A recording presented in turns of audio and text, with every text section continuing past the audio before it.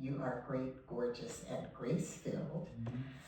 We're going to just pause for just a moment, a couple of moments in meditation and taking in that daily word is a good idea to focus on. Courage. Courage. The courage to sit for a couple of minutes. The courage to open your heart to that infinite wisdom that is already present. Join me in a couple of moments of meditation.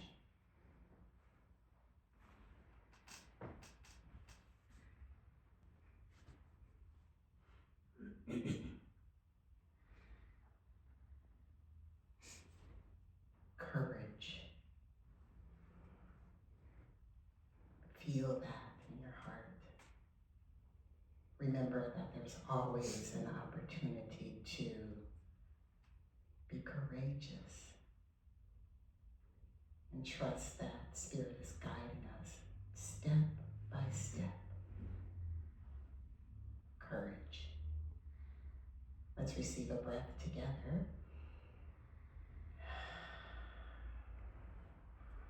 Thank you for taking that time in stillness together. You are great, gorgeous, and grace-filled. So you guys know I'm interactive, and I like to tell a joke that I steal. So nothing new here. You might hear it someplace else. So here's the joke. I heard about this mother cooking breakfast for her kids. Ryan, the older one, was 5, and Kevin was 3. And the kids began to argue over who should get the first pancake. The mother saw this as a teaching opportunity. And she said, boys, if Jesus were here, he'd say, let my brother have the first pancake. Ryan, the older one, turned to his younger brother and said, okay, Kevin, you be Jesus. Not here all week. Today, I want to remind you of something that lives at the center of your being, already written in your heart.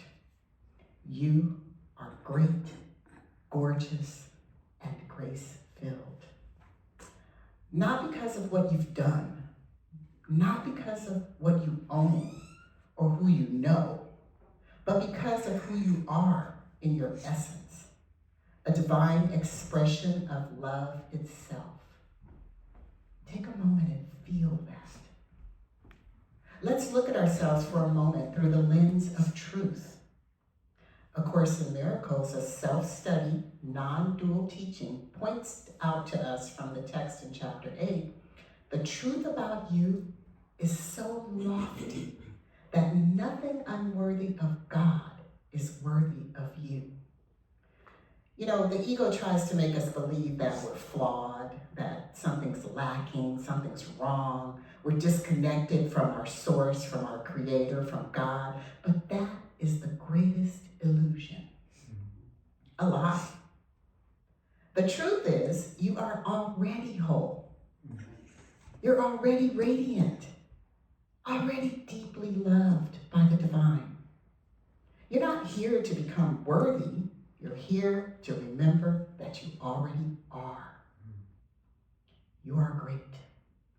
One of Webster's dictionary definitions of great is this: notably large in size, huge or extensive in dimension, markedly superior in character or quality, especially noble or admirable.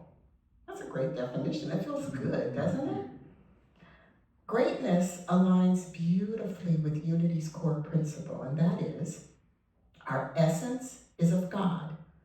Therefore, we are inherently good. This principle affirms that each person carries divine potential, what Unity often refers to as the Christ within.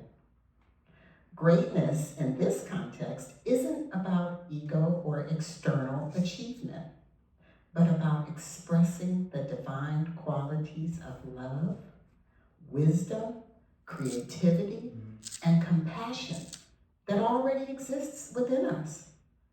These qualities are extensive in dimension, as the definition stated, and in the absolute, or in spiritual truth, they are extensive beyond dimension. Here's how this principle connects to greatness. Your inherent goodness. You're not striving to become great. You're revealing the greatness that's already within.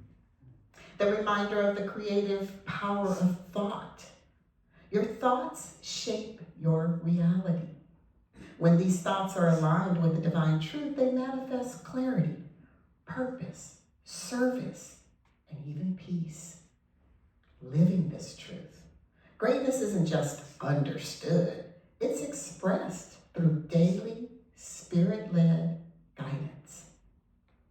In Ephesians chapter 2, verse 10, Paul reminds us that we are God's masterpiece, created for good works, prepared long ago. Friend, you are God's handiwork, God's masterpiece, wonderfully created in perfection. Your greatness is not defined by external accomplishments, but by the eternal light within you. The same light that shines from your Creator. Now, you know I'm interactive, I mentioned that, right? So let's declare together by repeating after me. And I want to hear I have an exclamation point after this statement, so there's going to need to be some oomph behind it. So I'm going to say it first, and this is call and response, right? I am great. I am great. Okay, we don't have to do it again, that's good. Gorgeous. You are gorgeous. Webster's defines gorgeous as something brilliant, remarkable, something that takes your breath away. Unity Church emphasizes the principle that we are expressions of God, each one of us a divine spark, capable of limitless love, wisdom, and creativity. Isn't that enough to take your breath away? This principle invites us to see beyond our self-imposed limitations and recognize that our potential is infinite. It invites us to recognize our gorgeousness. A Course in Miracles affirms this truth with the words from lesson 162. I am as God created me. Say that with me. Here we go. I am as God created me. This sacred reminder calls us to release false self-perceptions and embrace our true identity as radiant, whole, and holy. As the gorgeous beings we are, we're not broken souls striving for worthiness. We're already worthy, already luminous, already love itself, and yes, already gorgeous. Let's declare this together by repeating after me. I am a divine expression of God's love. I am an expression of God's love. I am gorgeous. I am gorgeous. Yes. You are grace-filled. Webster's dictionary defines grace as a virtue coming from God. Ernest Holmes, founder of Science of Mind, beautifully describes grace as the givingness of spirit to its creation, a truth that resonates through New Thought principles. Grace is not a special law, but a specialized expression of divine generosity, always present and waiting to be received.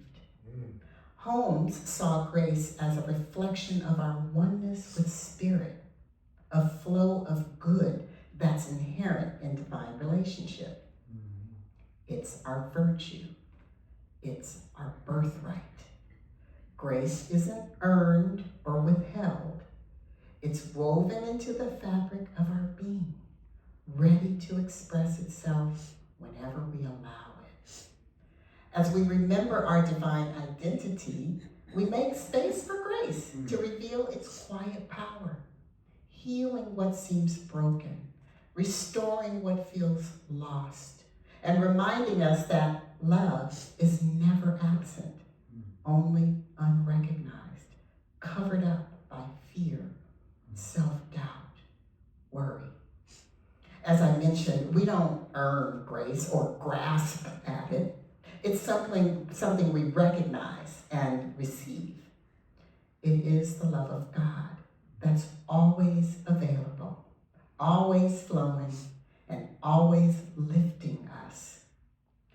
When we stop seeing ourselves through the false perception of separation, we realize that we are already living in grace. We're grace-filled. Imagine a child learning how to walk. Do we condemn them for stumbling? No. We cheer them on, knowing that they are learning, growing, evolving. That's how God sees us, not with judgment or condemnation, but with unwavering love and encouragement. So let go of fear. Let go of self-doubt.